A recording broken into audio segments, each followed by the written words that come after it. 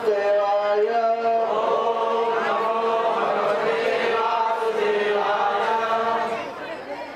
श्रीशुक उवाच। कृष्ण 17 अथ गोपीरनुज्ञाप्य यशोदानन्दमेव च गोपानामन्तदासार्हो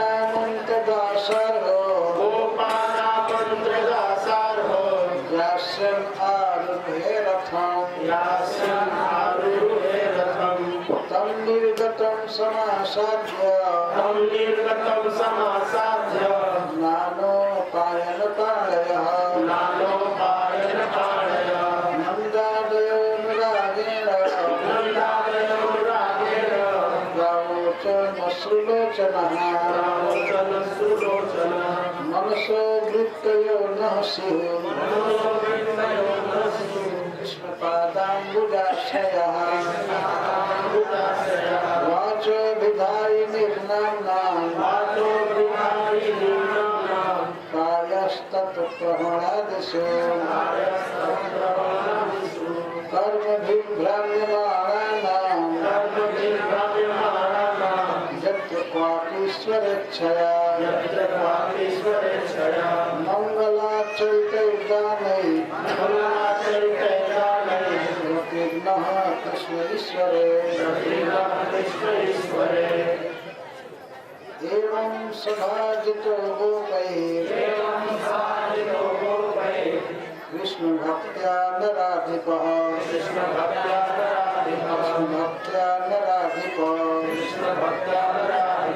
उद्धवः पुनरागच्छ मथुरां कृष्णपालिकाम् कृष्णाय परिपक्त्याः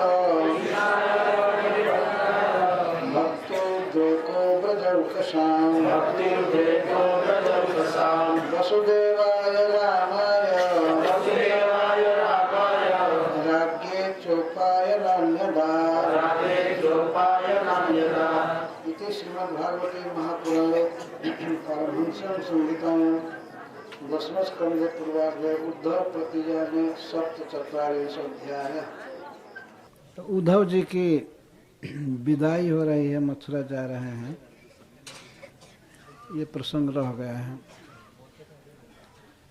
नमो विष्णुपादाय कृष्णप्रेष्ठाय भूतले श्रीमते भक्ति वेदांत स्वामी इति नामिने नमस्ते सारस्वतदेवे गौरवाणी प्रचारिणे निर्विशेष शून्यवादी पाश्चात्यदेशतारिणे। जय श्री कृष्ण चैतन्य प्रभु नित्यानंद श्री अद्वैत गदाधर शिवासादि गौर भक्तवृंद। हरे कृष्णा कृष्णा कृष्णा हरे हरे, हरे राम राम राम हरे। तो वर्णन आया था कि उद्धव जी कई महीने ब्रज में रहे, नंदगांव में, गोवर्धन में, वृंदावन में, बरसाने में कई महीने रह गए। और गोपीजनों को वह समय बहुत ही कम लगा, क्षण क्षण के प्राय। कई महीने उद्धव जी रहे ब्रज में और वह समय बहुत कम लगा। क्यों? कि ये कृष्ण कथा के महादानी उद्धव जी कृष्ण लीलाओं का गान कर रहे थे, कृष्ण का स्मरण करा रहे थे। और इसके बाद उन्होंने गोपियों के चरण रज की वंदना किया। ब्रज में लता गुल में तृण बनने की कामना किया भगवान से, और बारंबार गोपीजनों का गुण गाते हुए धूलि में लौटने लगे चरण रज में। अब इसके बाद अंत में सुखदेव जी कहते हैं कि अथ गोपी रनुज्ञाप्य जसोदाम नंद में वचा। उद्धव जी अंत में माता जसोदा से विदाई मांगे कि माँ मैं जा रहा हूँ, और नंद बाबा से। और इसके साथ ही साथ गोपों से मंत्रणा किए, परामर्श किए और जाने के लिए तैयार हुए। दासार हो जास्यन आरूढ़े रथम, मथुरा लौटने के लिए जिस रथ पर वे आए थे उसी से उस पर चढ़ गए, तैयार होने लगे, जाने लगे रथ पर। तम निर्गतम समासाद्य नानोपायन पाणय, जब गोपों को सबको पता लगा, नंद जसोदा को और श्री राधा रानी को, गोपियों को, कि उद्धव जा रहे हैं, तो फिर वे बहुत दुखी हो गई। इतना दिन बहुत सुख से बिता, लेकिन अब कौन कथा कहेगा, इस तरह के कृष्ण की याद दिलाएगा। तो निकले सब लोग, अपने हाथों में भेंट की बहुत सी सामग्री लिए थे और नंद आदि अनुराग से बोले उद्धव जी से। उनके आंखों में आंसू भरा हुआ था, चू रहा था, सब लोग बड़े विकल थे। तो कौन कौन उद्धव जी को क्या दे रहा है, मुख्य रूप से वो यहाँ पर बाँचा जा रहा है।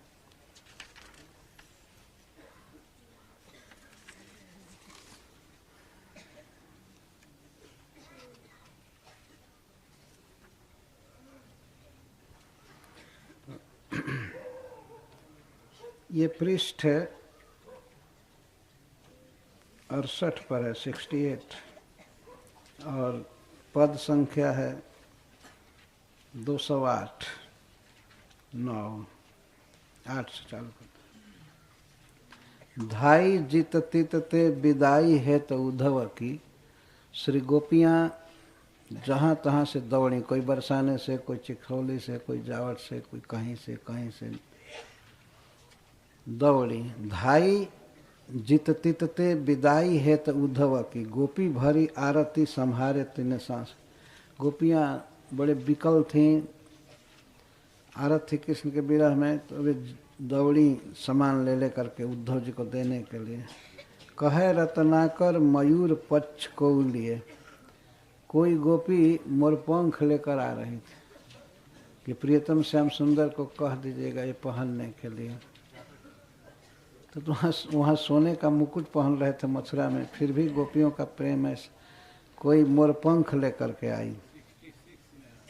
कहे रत्नाकर मयूर पक्ष को लिए, को गुंज अंजलि उमाहे प्रेम आसुरी, कोई गुंजा फल ला रहे। श्री कृष्ण वृंदावन में गुंजा फल की माला पहनते थे। एक फल होता है गुंजा, समान ऐसे कोई। श्री कृष्ण ब्रज में मोतियों की माला नहीं पहनते थे। ब्रज में मिलने वाले एक लता का, वृक्ष का फल, उसको गुंजा कहते हैं, उसकी माला पहनते थे। वृंदावन में हमने देखा था गुंजा माला। तो रत्नाकर कभी कहते हैं कोई मयूर पीछ लिए आया, मयूर का पंख, कोई गुंज माला अंजलि में भर करके, गुंज का फल, प्रेम आंसुरी, और आँख में प्रेम का आंसू और अंजलि में गुंजा फल। भाव भरी को लिए रुचिर सजाव दही, और कोई बहुत सुंदर मीठा सजाव दही लेकर के आई। सजाव दही का अर्थ उस दही को फोड़ा नहीं गया था, किसी मटकी में जमाया हुआ सजाव दही उसको कहते हैं। तो उसको लेकर के आई कि श्री कृष्ण इससे खाएंगे, उनको भेंट देना। को मही मंजु दाबी दलकत पासुरी, कोई बहुत सुंदर स्वादिष्ट माठा लाई, छाछ लाई, क्योंकि श्री कृष्ण ब्रज में बहुत पसंद करते थे। उस समय उसकी दलकती पांसुरी, पांसुरी माने छाती, बहुत दलक रहा था। इसका अर्थ बहुत दुखी थी कि प्रियतम श्याम सुंदर को ये चीज़ नहीं मिलता है मथुरा में। पीतपट नंद, नंद बाबा ने पीताम्बर दिया। जसुमती नवनीत नयो, और जसुमती जसोदा जी ने नया अभी का काढ़ा हुआ माखन दिया, ताजा माखन। कीरति कुमारी सुरवारी दई बांसुरी, और कीर्ति कुमारी श्री राधा रानी स्वर वाली बांसुरी दी, जो बहुत अच्छा स्वर निकलता था जिस बांसुरी से, वो बांसुरी दिया। धाई जीतती तते विदाई है त उद्धव की, धाई जीतती तते, धाई जीतती तते विदाई है त उद्धव की, धाई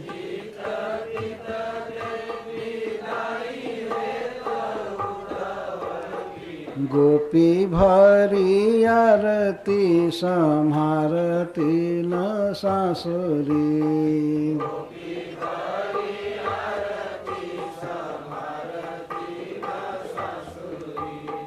कहरत न कर मयूर पक्ष कौलिए, कहरत न कर को गुंज अंजलि उमा है प्रेमायासुरी,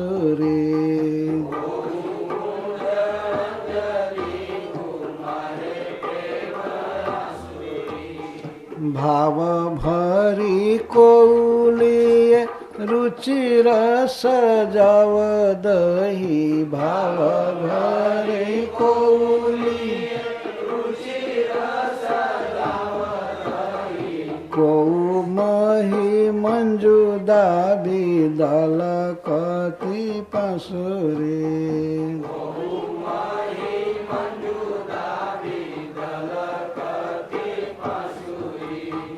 पीत पट नंद जसुमति नवनीत नयोजित,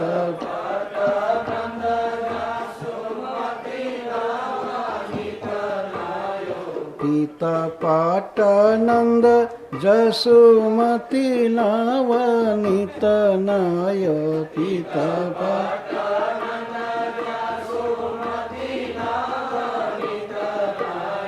कीरति कुमारी सुरवारी दई बांसुरी,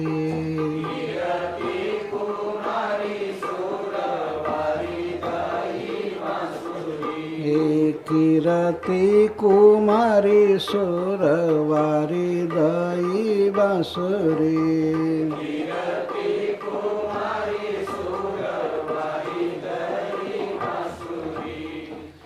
नंद बाबा पीला कपड़ा दिए जिसको कृष्ण पहनते थे, ब्रज में बहुत अच्छा लगता था, तो नया कपड़ा पीला दिए। और मैया का स्नेह देखिए कि अभी अभी निकाल करके नया नवनीत दिया, नया माखन दिया।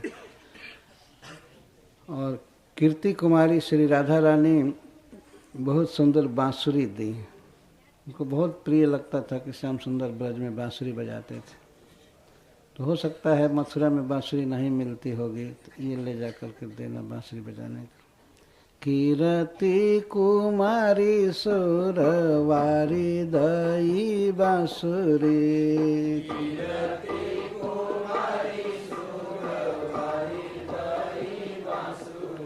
अब वहाँ पर भीड़ हो गई। नंद बाबा थे, जसोदा जी थी, ये सब विदा दे रहे थे।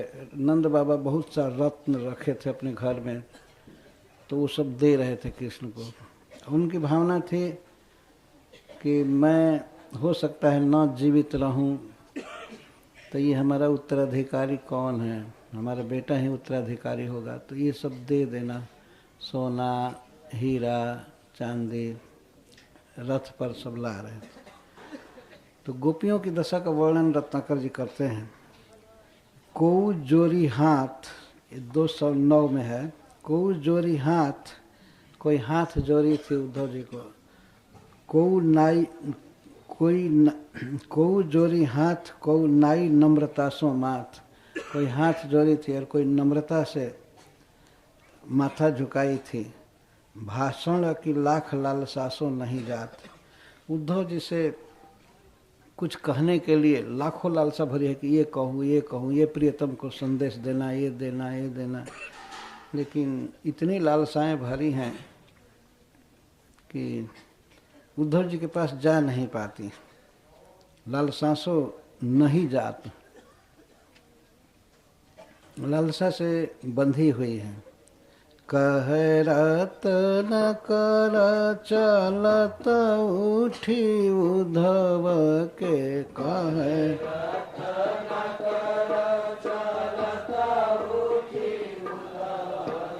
लेकिन उद्धव जी से वो कहना चाहती थी, जब उद्धव जी भी नंद बाबा के घर में थे और जब चलने के लिए तैयार हुए तो ये सब कातर हो गई, लगी रोने विलाप करने।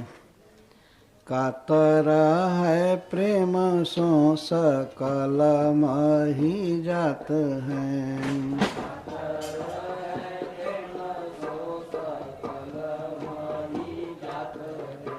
प्रेम से विकल होकर के सब गिर करके पृथ्वी पर मूर्छित हो गए कुछ देर के लिए।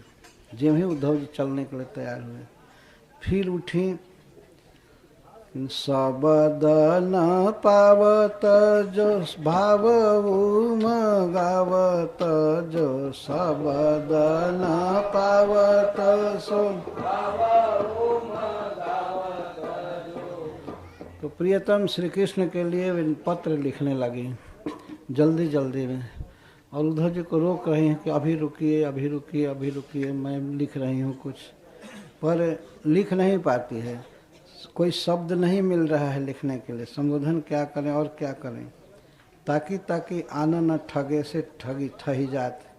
उद्धव जी के चेहरे पर देख करके ठिठक करके रह जाती हैं, कुछ लिख नहीं पाती हैं। तब कहती हैं केवल सबद न पावत स्वभाव गावत, जो सबद न पावत। जो हृदय में भाव आ रहा है कृष्ण को लिखने के लिए, ये लिखूंगी, ये लिखूंगी, लेकिन कोई शब्द नहीं मिल रहा है और कोई शब्द नहीं। रो रही हैं, हिचकी भर रही हैं, ताकि आना न ठगे से ठही जाता है। उद्धव जी के चेहरे पर देख करके ठिठक जाती हैं, कुछ कहती नहीं हैं। यही कह पाती हैं, कुछ कहती नहीं हैं, लेकिन ये कहते हैं थोड़ा हमारा सुनिए, थोड़ा हमारी बात सुनिए, हमारी बात सुनिए। सभी गोपियाँ ही कह रहे हैं हमारा सुनिए, हम जो बोल रहे हैं उसको सुनिए, हमारा सुनिए, हमारा सुनिए। और ये कह कर कर रह जाती हैं और कुछ कह नहीं पाती हैं। रंच कह हमारी सुनो, रंच कह हमारी सुनो, रंच कह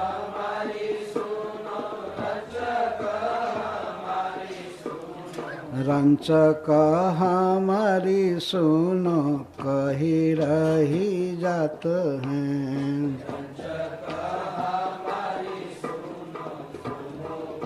ये एक सुनो डबल छप गया है, वो नहीं है। रंच कह हमारी सुनो, कही रही जात हैं।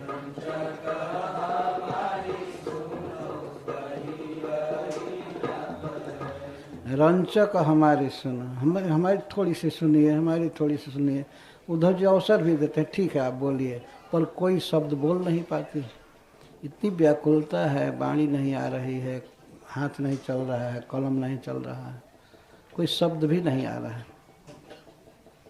तो वे श्री गोपियाँ अंत में कहती हैं उद्धव जी से, उद्धव जी आप जब मथुरा जाइएगा तो यहाँ किसी के बारे में मत बताइएगा कि क्या हालत है।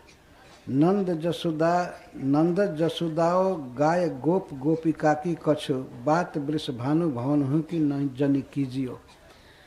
नंद बाबा के बारे में कुछ मत बताइएगा, माँ जसोदा के बारे में भी कुछ मत बताइएगा। यहाँ की गौओं के विषय में, गोपों के विषय में और गोपिकाओं के विषय में, हम गोपियों के विषय में कुछ मत बताइए। यहाँ तक कि बात वृषभानु भवन हूँ की जनी कीजिए।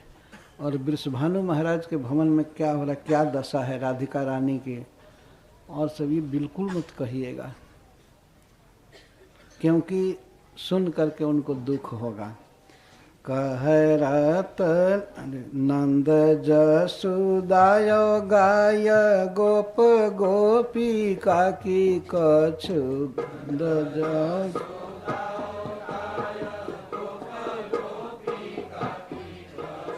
बात वृषभानु भवन हूँ की जनी कीजियो।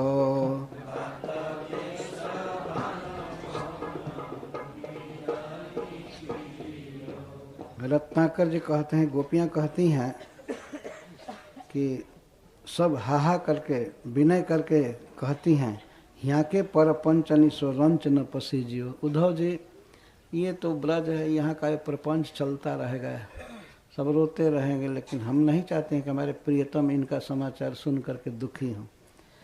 कह रतन कर कहती सब हाहा खाई, कह रतन कर यहाँ के पर पंचनी सो रंचना पसीजियो।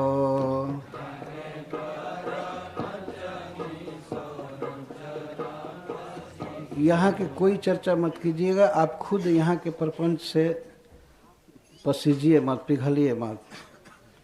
क्या होगा कहने पर कि आंसू भरी आई हैं उदास मुख हुई हैं हाय, आंसू भरी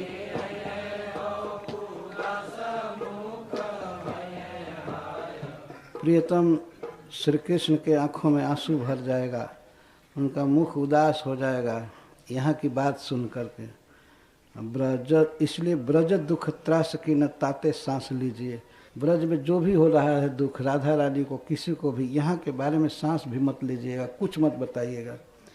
आंसू भरी आई हैं और उदास मुख हुई हैं हाय, आंसू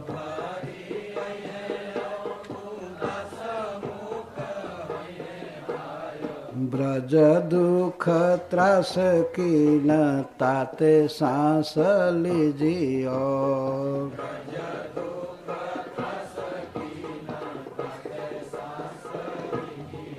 यदि श्याम सुंदर पूछें कि कौन कौन मिली थी, तो आप केवल नाम और गांव बताइएगा। इस गांव की गोपी मिली थी, उसका ये नाम है, और कुछ मत बताइएगा। कैसे जी रही है, क्या दुखी है, ठीक है हम यहाँ दुखी रहेंगे, लेकिन हमारे प्रियतम दुखी नहीं होना चाहिए। उनको यहाँ का समाचार सुन करके सुनाकर दुख मत दीजिएगा। नाम को बताई जताई गाम उधो बस, नाम को बताई श्याम सो हमारी राम राम कही दीजियो, श्याम सो हमारी राम। बस नाम को बताई और जताई गाम उधो बस, गाम माने गांव, केवल नाम बताइएगा। राधिका मिली थी बरसाने, उसका गांव है। ये चित्रा मिली थी चिकसौली में, उसका गांव है। बस नाम और गांव बताइएगा, और कुछ मत बताइएगा। नाम को बताई और जताई गाम उधो बस, और श्याम से हमारा प्रणाम कहिएगा। राम राम मतलब प्रणाम। नाम को बताई और जताई गाम उधो बस, नाम को बताई श्याम सो हमारी राम राम कही दीजियो, श्याम सो।